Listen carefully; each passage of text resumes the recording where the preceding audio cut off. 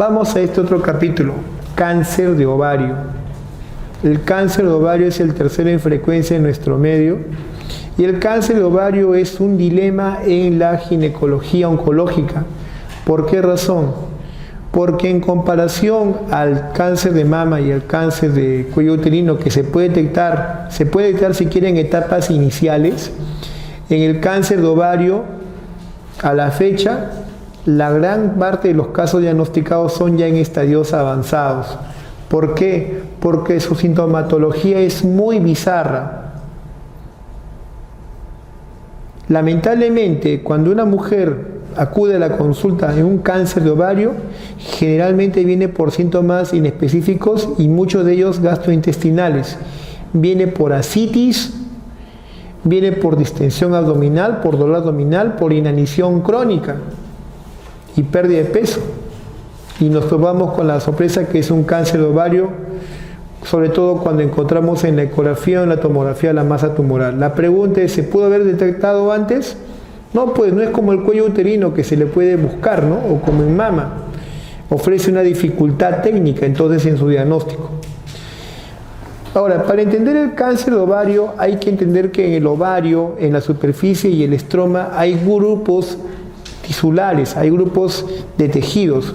Así en la superficie ovárica, ten presente que el ovario es uno de los órganos intraabdominales que no está cubierto por peritoneo. El ovario es uno de los órganos exclusivos que no tienen cubierta, no tienen peritoneo, no tienen serosa, es un órgano así desnudito en la cavidad abdominal. ¿Sí? Esto ha sido tema de pregunta. ¿Qué órgano pélvico, qué órgano intraabdominal no está cubierto por peritoneo? El ovario. Y es así porque de esa manera puede liberar su folículo con libertad la trompa. La superficie del ovario está revestida por células epiteliales, cúbicas. De hecho, estas células epiteliales son las responsables de que aquí se produzcan diversos tipos de neoplasias, benignas o malignas. Después tenemos células que están en relación a las capas germinales, células germinales que están en relación a las capas germinales, como es el blastodermo, el ectodermo, el mesodermo. Aquí tenemos también lesiones benignas o malignas, ¿sí? Y la del estroma del ovario, donde vamos a encontrar también de naturaleza benigno-maligna. Y a lo que voy es, en neoplasias ováricas tenemos tres grupos celulares que destacan: epiteliales, germinales y el estroma. En cualquiera de los tres tipos tenemos benignos y malignos, ¿sí? Ahora bien, ¿por qué les digo eso? Porque uno que otro de los tipos predominan sobre el otro. El tipo de cáncer de ovario que más predomina en la mujer es del tipo epitelial. De hecho, entre el 80 a 90% de los cánceres en la mujer en general son de origen epitelial. Esto ha sido tema de preguntas a repetición. Y es mucho más frecuente en las mujeres peri- y posmenopáusicas. Que te quede claro. Entonces, en neoplasias ováricas tenemos benignas y malignas. ¿Cuál es la más frecuente? La de estirpe epitelial, 80-90%. Y en el tipo epitelial tenemos las siguientes variedades: de tipo seroso, de tipo mucinoso, de células claras, endometrioides, borderline, como vamos a ver, el 90%. Las siguientes son las germinales. En las germinales está el 25-20%, entre 15 al 20%. Ahí tenemos las variantes benignas, como es el tecoma fibroma, y las malignas, como es el disgerminoma. ¿Sí? Y tenemos tumor de células estromales. Para que no te pierdas, mira esta anterior gráfica. Mira esta anterior gráfica. Ahora te lo vamos a resaltar. ¿Cuál es la neoplasia más frecuente de ovario? ¿De qué tipo, perdón? De tipo epitelial. ¿Sí? ¿Cuál es la segunda más frecuente? germinal, ¿no? Y menos del 5% una miscelánea de estroma y gónadas, ¿sí? Ahora bien, del epitelio, ¿cuál es el más frecuente? Los serosos. Los serosos. Y en ese siguiente, el mucinoso. Y luego siguen transicionales o borderline, células claras. ¿Sí? ¿Me entendiste? Cuando uno quiere hablar de un tumor benigno, como dice en ovario, cistadenoma. Cuando te refieres a un cáncer, cistoadenocarcinoma. Bien, en células germinales, ¿cuál es el más maligno? El disgerminoma. Esto ha sido tema de pregunta. Tumor ovárico más frecuente, tumor germinal más grave o de peor pronóstico es el disgerminoma. Tenemos ahí después otros tumores que son la miscelánea, que es el tumor de vesícula vitelina, coliocarcinoma, carcinoma embrionario. Y el tumor germinal benigno más frecuente, otro punto más para el germinal, es el teratoma quístico o quiste dermoide. Nos vamos ubicando entonces, jóvenes, a ver, para que no se pierdan. De las estirpes celulares del ovario, el más frecuente es el epitelial. Del epitelial tenemos los tumores serosos y los mucinosos, los más frecuentes. A complementario a eso tenemos células claras y endometrioides. Muy bien. Estos tumores epiteliales son más frecuentes en las mujeres periposmenopáusicas, en las mujeres de edad. Correcto. El segundo tumor en frecuencia, ¿cuál es? Lo de células germinales. Este es 20-25%. Es más frecuente aún en mujeres jóvenes. La estadística dice que mujeres menores a 30 años, 25 años de edad, el tumor más frecuente son los germinales. Chicas, en ustedes el más frecuente son los germinales. Muy bien. Para que no te olvides, no lo tomes a mala, los tumores benignos en mujeres jóvenes son de tipo germinal y se asemejan mucho a tu ex. Disculpa la comparación. Un teratoma, una mezcla de tejido conectivo, grasa, dientes, pelo, ¿no? Cuando piensas en el ex, en el teratoma, ya piensa en el quiste dermoide, tumor germinal benigno más frecuente. No se sienta mal, ya se me miran con mala cara ya. Es para que no te olvides, ¿sí? Y del germinal cancerígeno más letal, ¿cuál es? El disgerminoma. El más frecuente es el quiste dermoide, benigno, teratoma quístico también se le conoce, y el más maligno el disgerminoma. Mira, en un ratito les he dado como 4 preguntas que han hecho al respecto en este tema. Así que no sería novedad que planteen en algún momento, hagan a capilla sobre este tema. Después tenemos del estroma gonadal, ¿no?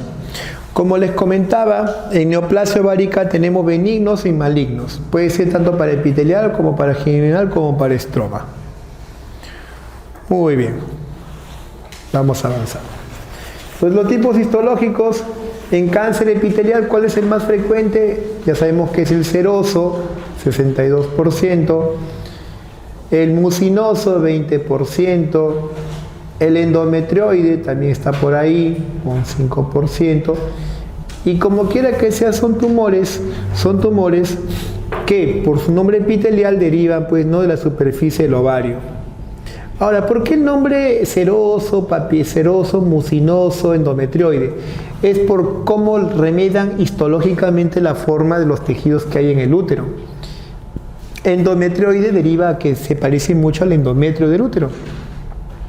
El mucinoso porque imita muy bien al epitelio columnar del endocérvix. ¿Sí? Seroso porque remedia muy bien a la capa serosa o la capa más externa del útero. Entonces, esa definición de seroso, mucinoso, endometrioide está en relación a eso. ¿Cuáles son los factores de riesgo y protección para el cáncer de ovario? ¿Te acuerdas que te hablaba de cáncer de mama y quieres pensar en cáncer de ovario y viceversa? Pues casi van por ahí, mira. Mutaciones genéticas, sobre todo para el BRCA1 y el BRCA2, oncogenes. ¿Qué más? Hay un síndrome heredofamiliar llamado síndrome heredofamiliar de cáncer colónico sin poliposis. Cáncer heredofamiliar colónico sin poliposis llamado síndrome de Lynch. Bueno, ¿qué peculiar tiene este síndrome de Lynch? Es una rara forma de cáncer con característica hereditaria que a la mujer que afecta le puede afectar si le da colon, le da endometrio o le da ovario o le da mama.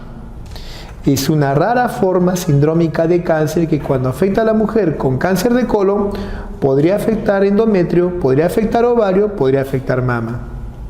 Mire esta forma bien peculiar, síndrome de Lynch. Es un trastorno heredofamiliar. Historia familiar de cáncer de ovario. Nuliparidad. Por favor, no con eso significa que mañana campaña de maternidad, no. Nuliparidad. Primer embarazo después de los 35 años. Menarca precoz y menopausia tardía. Tratamiento hormonal sustitutivo, sobre todo para aquellas que reciben estrógeno-terapia sin oposición. Acuérdate que es importante darle con progestágeno que contrapese. Síndrome de ovario poliquístico, está en relación en el tiempo. ¿Por qué? La ligazón también con hiperplasia endometrial, cáncer de endometrio están por ahí nomás vecinos. Endometriosis, tratamiento para la infertilidad y tabaco. Se dice que una de las teorías que explicarían el cáncer de ovario, cuanto más veces una mujer ovule, más veces tendrá zonas cicatrizales en el ovario y por tanto más zonas en las cuales tenga que haber reparación, regeneración tisular con probable aberración en su desarrollo. A ver, para que me capte la idea. Cuanto más veces ovule una mujer, más tejido cicatrizal en reparación tendrá en la superficie ovárica. Y ese tejido reparativo, cicatrizal, puede mutar o convertirse en neoplasia. Por eso se dice que la mujer nulípara, por ende que no ha tenido embarazo y ha tenido descansos, ¿no? Porque cuando una mujer se embaraza, ¿descansa qué tiempo de ovular? No 9 meses, 9 meses y la lactancia, ¿no? 1 año y medio, ¿sí? Cuanto más veces haya tenido paridad, más hijos, con lactancia menos veces ha ovulado. Entonces esa mujer está en cierta forma protegida. Otra forma, para que me entiendan, ¿no?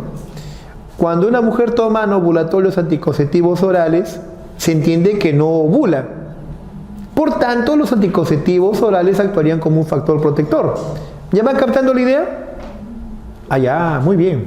Entonces, la multiparidad, los anticonceptivos orales, sí, pues, por cierto, la histerectomía, nadie piensa hacer una histerectomía profiláctica, la histerectomía, la ligadura de trompas y un primer embarazo entre los 25 años.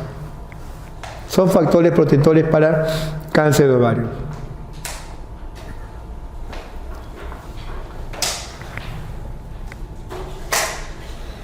Otro aspecto también discutido con respecto al origen del cáncer de ovario era que en las niñas, se decía esto hace unos 10 años atrás, en la bebé recién nacidas, las mamás, pues no, los papás al momento de cambiarle el pañal, ¿qué empleamos siempre para el cambio de pañal? Talquito, ¿no?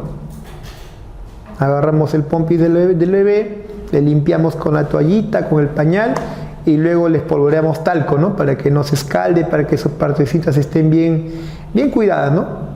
Se decía de que el talco, de alguna otra manera, ingresaba por el canal vaginal hasta el interior del útero, hasta la trompa uterina, hasta el ovario. Y que este talco sería una sustancia si no es oncogenética, una sustancia que favorecería como cuerpo extraño químico en la superficie ovárica a que pueda haber una precocidad para cáncer. Se decía eso. Eso hasta la fecha es motivo de discusión. Que el talco empleado en los cuidados de los recién nacidos y en la lactancia un infante, una niña, podría ser un factor de riesgo para cáncer de ovario. Hay muchos estudios controvertidos en que demuestran su pro y contra de esto. Bien, como les decía, es un cáncer que genera mucha frustración por una sencilla razón, que lamentablemente en etapas iniciales, estadio 1 y 2, es asintomático. Se está desarrollando el tumor complejo, ¿sí? El tumor complejo, y la dama no lo sabe. Cuando recién el tumor ya creció de manera notable para ejercer presión en la pelvis, o ha comenzado a producir ascitis, distensión abdominal que le dificulta la digestión, que le dificulta la actividad diaria y que encima le esté produciendo inanición, en ese momento ya es un cáncer estadio 3-4. Ese es el gran problema del cáncer de ovario, que se diagnostica muy tardíamente en nuestro medio, no solo acá en Perú, en el mundo entero. Cuando ustedes leen el capítulo de cáncer de ovario en el Novak, en el Williams, ahí claramente lo dice, es uno de los cánceres más frustrantes en ginecología porque a la fecha, las veces que se diagnostica es sobre etapas ya ulteriores al desarrollo de la patología, donde prácticamente son terapias ya sobre un cáncer avanzado que desgastan emocionalmente a la paciente, desgastan al entorno, desgastan la economía, es terrible. La distensión abdominal junto con síntomas digestivos muy vagos como la dispepsia, la sensación de vómitos, náuseas, se estarían en los síntomas digestivos asociados. Marcadores tumorales, mucho se hablaba del CA125, del antígeno carcino 125, se hablaba de que este marcador era uno de los más predictivos. De hecho, en algunas instituciones lo piden como de rutina. Pidámosle pues a todas CA125 la verdad sobre los hechos. El CA125 va muy bien de la mano para ciertos tumores de origen epitelial, para células germinales y para otros no. Así que no es la opción, digamos, total. Que a una dama que tenga una masa anexial y yo le pida irregular, le pida un CA125 que sea negativo, no significa que no sea cáncer. Eso hay que tenerlo en cuenta. Es para algunos tipos de tumores. La alfa-fetoproteína está en relación al tumor de saco vitelino y la lactato de deshidrogenasa para el disgerminoma. ¿Qué exámenes entonces puede ser complementario muy útil, saliéndome de la parte del tratamiento? Es la ecografía. ¿Se debe pedir ecografía de rutina en toda mujer? Como parte de una evaluación, de un chequeo ginecológico preventivo, ¿no? En el año, a una mujer se le podría hacer una ecografía transvaginal buscando más que todo alteraciones en la anatomía del útero y ovarios. Si uno encuentra una tumoración compleja o irregular, debería ser una alerta para descartar que sea un cáncer de ovario, que sea un incipiente o un cáncer de ovario. En todo caso, ¿cuáles son esos marcadores que me hablan de una tumoración compleja, de un cáncer de ovario? Por ecografía, dado que estamos hablando que este examen podría tener una utilidad. De principio, un ovario se va a reconocer en la imagen ecográfica, ¿no? Como una formación ovoide, ¿sí? Se va a reconocer los folículos, algunos con tamaños muy variables según la fecha de ovulación, según la fecha del ciclo reproductivo, y es posible que vamos hasta cuerpo lúteo, ¿no? Vamos a reconocer el ovario. Pero un ovario con sospecha para la malignidad tiene características muy llamativas. Miren, los tumores que van a neoplasia sospechosa de ovario, vamos a encontrar tumores complejos. ¿Y por qué decimos complejos? Porque vamos a encontrar componente sólido como componente quístico. Tumores complejos. Cuando hablamos de un tumor complejo, entonces me estoy refiriendo a un potencial tumor maligno. Y ese tumor complejo va a tener componentes sólidos y componentes quísticos. No los quistes o folículos, sino vamos a encontrar trabeculaciones, vamos a encontrar formaciones irregulares en su interior. Cuando digo componente sólido es que hay un aumento de la ecogenicidad y puede haber quistes que estén trabeculados, ¿sí? Como estos, miren, montados. Y además, algunos de esos quistes pueden tener proyecciones o papilas. A estas proyecciones o papilas en estos quistes, ¿no?, le llaman también signo de la rueda dentada. Como esas ruedas de carreta del viejo oeste, aparecen diversas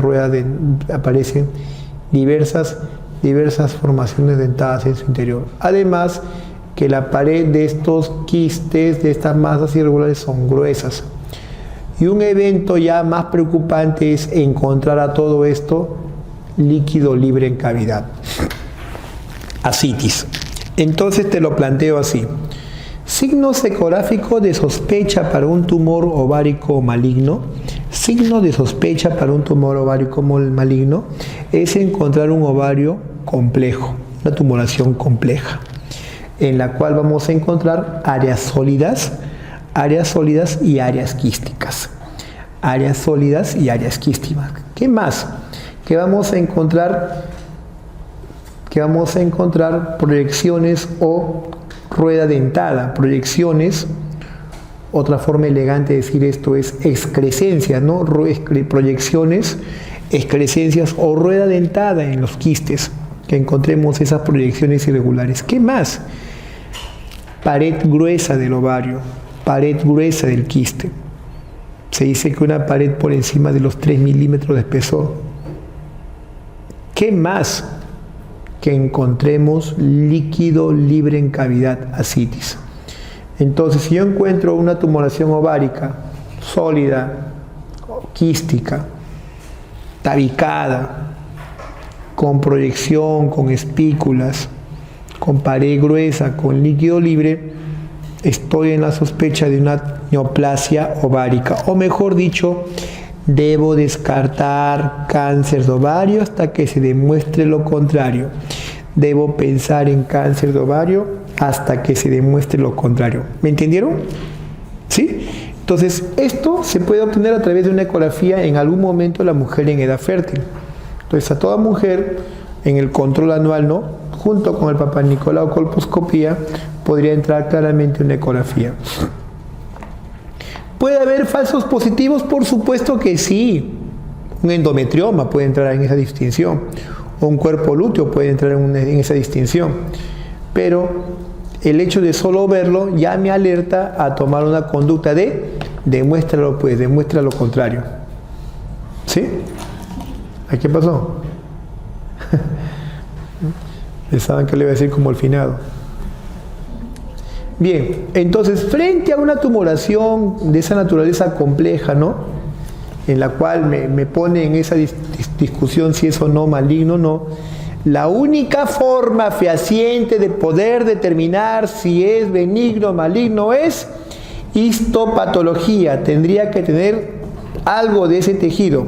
Entiéndase que la ecografía, tomografía, resonancia, sea 125, LDH son de aproximación, mas no me van a dar el diagnóstico definitivo. Segundo, tampoco me van a dar el estadiaje, porque en comparación a cáncer de cuello uterino, donde el estadiaje es clínico, aquí el estadiaje es quirúrgico.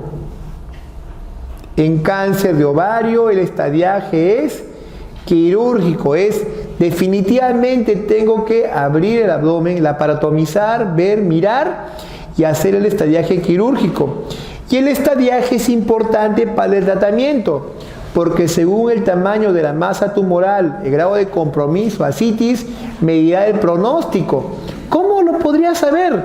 Necesariamente tengo que entrar a laparatomizar.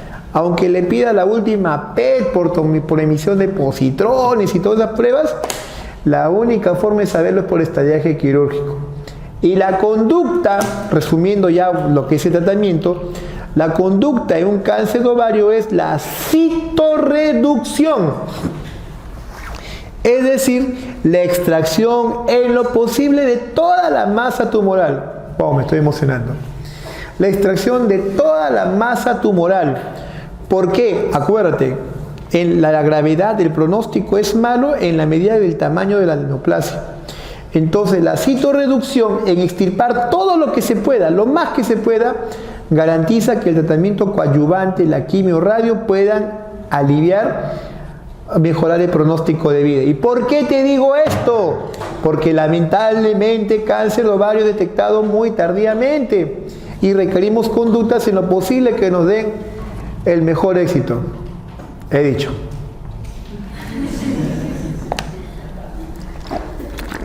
Bien difícil esta hora, ¿no? Bien, entonces hay que tener en enfoque esto, ¿no? Entonces, frente a esa tumoración compleja, definitivamente hay que prepararnos para pues una cirugía, y las pruebas diagnósticas, la ecografía, los marcadores tumorales nos permiten una aproximación de qué posible estirpe esté afectada y a planificar. Definitivamente la parotomía exploratoria, la parotomía exploratoria, la histerectomía más salpingoforectomía bilateral, es decir, sale útero, sale ovarios y tipificación completa. No solo eso, de repente va a requerir extraer más piezas, porque si encontramos ascitis, encontramos compromiso del epiplo, del mesenterio, se tendrá que extirpar todo lo que haya. ¿Por qué razón? Citorreducción, señores. La citorreducción, en la medida que extraigas más del tejido, el tratamiento coadyuvante, la quimio radio van a ser más beneficiosas. Y ocurre algunas veces que uno entra para la citorreducción y solo saca una parte. Esto puede ocurrir porque a veces el tumor está tan adherido, tan firmemente pegado, que si uno toca, saca eso, de repente vas a fistulizar, vas a abrir el intestino. Eso puede pasar. Entonces, en esos casos, uno saca lo que puede, deja el resto del tejido, somete a quimio radio y entra a una segunda operación. A eso se llama second look. Second look.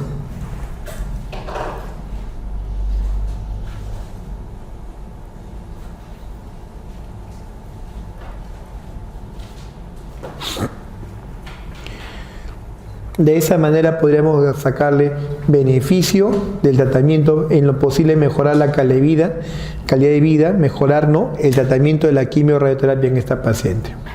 La citorreducción. Lamentablemente, cuando esta enfermedad está muy avanzada en estadio 3 o 4, la enfermedad del tejido es muy grande y resecable, una carcinomatosis. Aquellos cánceres que son grandes, bien vascularizados, donde es una pelvis congelada, o sea, el ovario, el útero, los intestinos están hechos un solo magma y tú no sabes si al extirpar te vas a llevar de encuentro la aorta, el intestino, la vejiga. Ya no puede hacer eso, pues lamentablemente ya es básicamente paliativo. Ya no puedes hacer ya cirugía, no puedes hacer cirugía, ¿no?, citorreductora. Entonces, eso hay que tener en cuenta.